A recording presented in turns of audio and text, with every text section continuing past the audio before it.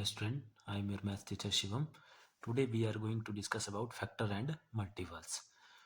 तो सबसे पहले हमारे पास टॉपिक है फैक्टर। तो सबसे पहले तो हम देखेंगे कि फैक्टर क्या होते हैं या फैक्टर हम लोग कैसे निकालेंगे, उस बारी बारी से हम इसमें सीखेंगे। तो सबसे पहले तो देखो फैक्टर क्या होता है, डेफिनेशन देखेंगे सबसे पहले। An exact divisor of a number is called a factor of the number. कि किसी भी नंबर का जो एग्जैक्ट डिवाइजर होगा वो उसका क्या होगा, फैक्टर होगा। अब एग्जैक्ट डिवाइजर का क्या मतलब है, इसमें एक एग्जांपल से देखते हैं। जैसे फॉर एग्जांपल एक एग्जांपल लेते हैं हमारे पास, जैसे एग्जांपल है हमारे पास कोई नंबर है हमारे पास 4। अब ये जो 4 है ये किस किस से डिवाइड होता है। तो देखो 4 किस किस से डिवाइड होता है आप लोगों को बताया। सबसे पहले हम देखेंगे इसको 1 से, तो 1 से डिवाइड हो जाएगा। 1 4 जा 4 होता है। उसके बाद देखेंगे 2 से, तो 2 2 जा 4 होता है, तो 2 से भी डिवाइड हो जाएगा।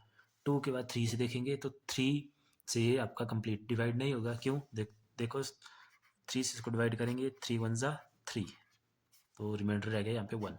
तो ये एग्जैक्ट डिवाइड नहीं हुआ। हमारे पास कंडीशन क्या थी, एग्जैक्ट डिवाइजर होना चाहिए। तो 3 इसका फैक्टर नहीं आएगा। फिर उसके बाद देखेंगे हम 4 से, तो 4 से भी आपका जो 4 है वो कम्प्लीटली डिवाइड हो जाएगा। 4 1 जा 4, तो इससे भी कंप्लीट डिवाइड हो गया।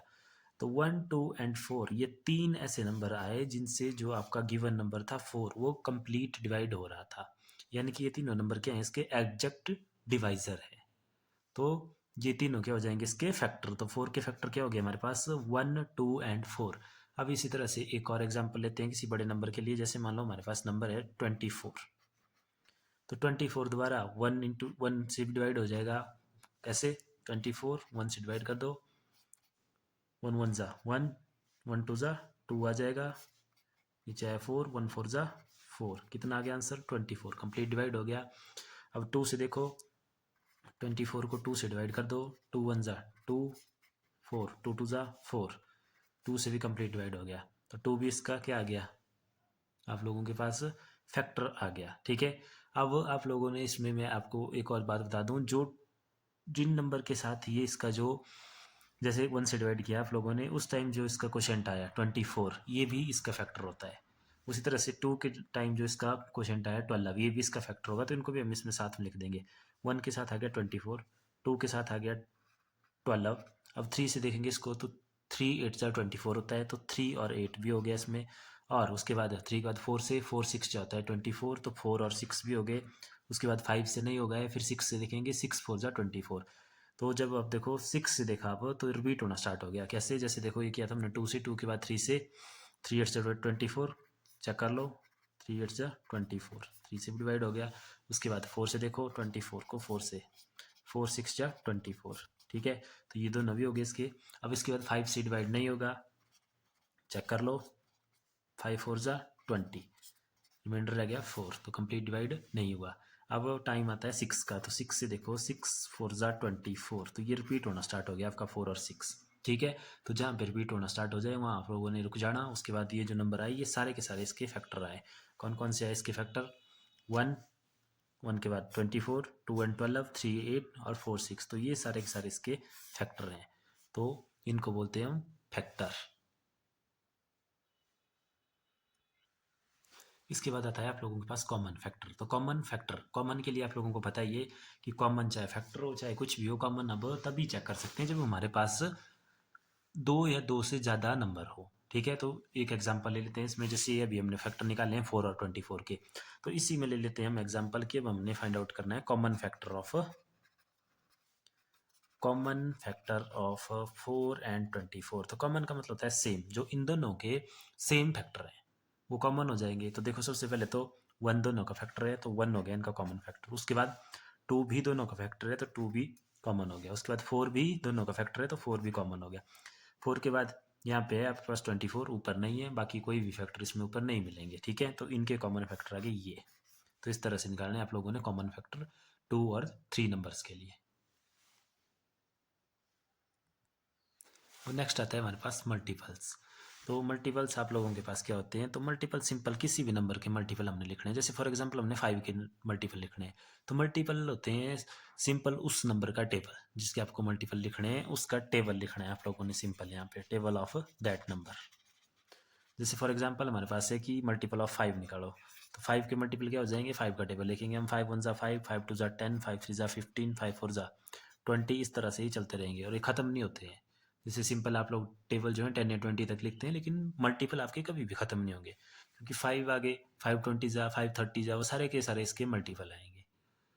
ठीक है, क्लियर है। इसी तरह से जैसे मान लो 10 के मल्टीपल क्या हो गए, 10 20 30, ये सारे के सारे इसके मल्टीपल होंगे। ठीक है, तो ये हो गए मल्टीपल। अब उसके बाद दोबारा बात आती है यहीं पे कॉमन मल्टीपल की। तो कॉमन मल्टीपल के लिए दोबारा कंडीशन वही होगी कि कॉमन मल्टीपल आप कितने नंबर्स के निकाल पाएंगे, कम से कम 2 नंबर आप लोगों के पास होने चाहिए। जैसे यही इसी को एग्जांपल ले लो, 5 और 10 के कॉमन मल्टीपल।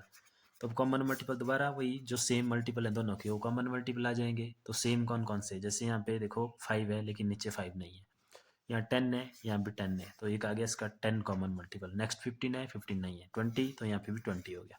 क्लियर है, तो 10 20 इसके कॉमन मल्टीपल हो गए।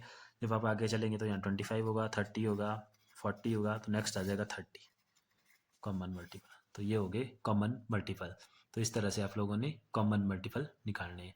तो ये हो गया आप लोगों के पास फैक्टर, कॉमन फैक्टर, मल्टीपल और कॉमन मल्टीपल। इसके बाद नेक्स्ट है आप लोगों के पास प्राइम फैक्टर। तो प्राइम फैक्टर लिखने हैं किसी भी नंबर के, तो प्राइम फैक्टर कैसे लिखेंगे, उसमें आप लोगों के पास जो भी गिवन नंबर होगा उसको आप लोगों ने in term of prime number लिखना है सिर्फ और सिर्फ। अब प्राइम नंबर आपको पता है, इससे पीछे वाली वीडियो में हमने पढ़ा था प्राइम नंबर। प्राइम नंबर कौन कौन से थे आप लोगों के पास, जैसे 2 3 5 7। तो इन नंबर की टर्म में ही आपको पूरे के पूरे उस नंबर को लिखना है। जैसे इसमें एक एग्जांपल लेते हैं, एग्जांपल से ज़्यादा क्लियर हो गया आपको चीज़। जैसे हमारे पास एक एग्जांपल है 96, हमें 96 के प्राइम फैक्टर लिखने हैं। तो इसके लिए देखो, सबसे पहले तो मैं आप लोगों को बता देता हूँ प्राइम फैक्टर आप लोगों ने कैसे करने हैं। सबसे पहले हमारे पास प्राइम फैक्टराइजेशन के लिए होता है डिवीजन मेथड। उसमें जो भी नंबर है 96, उसको ट्राई करना सबसे पहले सबसे छोटे प्राइम नंबर से डिवाइड करने की। तो वो था हमारे पास 2। तो सबसे पहले तो देखो 2 से, यहाँ पे आप लोग डिविजिबिलिटी टेस्ट का यूज़ करते हुए डिवाइड करेंगे। 2 से इवन है तो 2 से डिवाइड हो जाएगा। तो क्या कितना आ जाएगा इसको डिवाइड करके, 2 4 ज़ा 8, यहाँ कैरी 1 आगे 16, तो 2 8 ज़ा 16। दोबारा 2 से डिवाइड करेंगे, 2 2 ज़ा 4, 2 4 ज़ा 8, दोबारा 2 से, 2 1 ज़ा 2, 2 2 ज़ा 4, दोबारा 2 से, 2 6 ज़ा 12, 2 3 ज़ा 6। अब 3 आ गया, 3 जो है 2 से डिवाइड नहीं होता क्योंकि ऑड नंबर है, तो 3 1 ज़ा 3। तो 96 को लिख सकते हैं हम लोग, 96 is equal to 2 multiply by 2 multiply 2 multiply 2, 1 2 3 4 5, 5 times 2 है, उसके बाद है 3। ये हो गया आप लोगों के पास 96। अब देखो ये सारा का सारा प्राइम नंबर के टर्म में है, 2 2 2 2 2 और 3, ये सारे के सारे प्राइम नंबर है। तो ये है इसके प्राइम फैक्टर। तो हम बोल सकते हैं कि 96 के जो प्राइम फैक्टर आए हैं, प्राइम फैक्टर ऑफ 96 आर क्या क्या है, 2 2 2 2 2 3। ये सारे आए इसके प्राइम फैक्टर। इसी तरह से एक और एग्जांपल लेते हैं प्राइम फैक्टर के लिए। जैसे मान लो 25 है, 25 को देखेंगे हम, तो 25 को दोबारा डिवाइड करेंगे। सबसे पहले 2 से देखेंगे, तो ऑड नंबर है, 2 से डिवाइड नहीं होगा। फिर 3 की कंडीशन, सम ऑफ डिजिट, तो 2 + 5 हो गए 7, 3 से भी डिवाइड नहीं होगा। फिर बारी आएगी नेक्स्ट प्राइम नंबर की जो कि है 5, तो 5 5 ज़ा 25 और 5 1 ज़ा 5, तो 25 आ गया आप लोगों के पास 5 × 5। तो इसके प्राइम फैक्टर क्या आ गए, 5, ये आ गए इसके प्राइम फैक्टर। तो ये हो गया आप लोगों के पास prime factor of a number. तो आज की वीडियो में इतना ही। अब आप लोगों को इस वीडियो के नोट्स चाहिए तो आप लोगों को डिस्क्रिप्शन बॉक्स में उसका लिंक मिल जाएगा, आप वहाँ से इसके नोट्स डाउनलोड कर सकते हैं। Thank you.